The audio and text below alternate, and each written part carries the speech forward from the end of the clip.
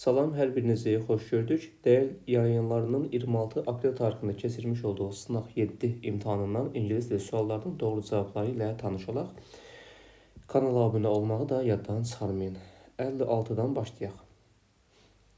56-cı sualda doğru cavab olacaqdır A variantı, 57-də B variantı, 58-də D variantı, 59 C variantı.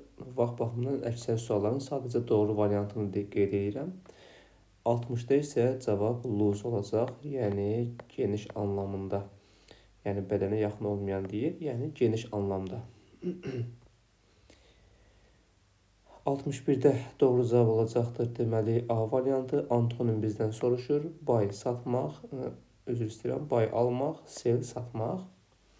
62-də cold sözünün sinonimini istəyir. Cold soyuqdur, hot istidir. B variantı. 63-də deməli qorxu filmlərini izləmək istəyirsənmi? Yox, mən komediyə üstünlük verirəm deyərsən, pröfə üstün tutmaq, üstünlük vermək deməkdir. 64-də B variantı. Rəssam, temperatur, ay sözünü uyğunlaşdırmaq lazımdır. 65-də isə wait istifadə olunur sözünü olaraq forla. 66-da B variantı doğru cavabdır. 67-də C variantı. 68 deməli davam edici zaman görürük. Ona görə C variantı olacaqdır. 69-da Luka görə bilirik davam edici zamandır. Cavab olur A variantı. 70-də eyni qayda B variantı. Çünki indiki davam edici zaman düzəlirdi. Əmizar plus fe'l ing ilə. 71-də doğru cavab olacaqdır. Deməli D variantı. Bugün nə geyinirsən? Mən filan şey geyinirəm deyirsənsə, nə sualını verərik? Yəni D variantı.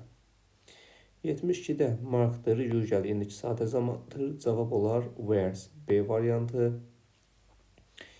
73-də D variantı. Nə zaman yeyirsən? Saat 7-də. Nə zaman düz gələr? 74-də deməli hardan alırsan? Moldan alıram deyirsə, cavab harada? Veya A olar 74-də. 75-də isə doğru cavab olacaqdır C variantı.